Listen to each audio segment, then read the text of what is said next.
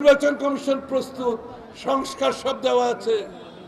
তিনি কি জন্য, কার স্বার্থে দেরি, কার স্বার্থে দেরি চলতে পারে না। ডিসেম্বরের আগে নির্বাচনের দিনক্ষণ দিয়ে রোডম্যাপ দেন।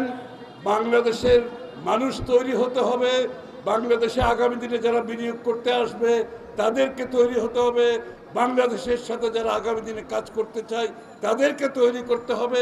সবাই অপেক্ষায় আছে, আর অপেক্ষার সময় নাই।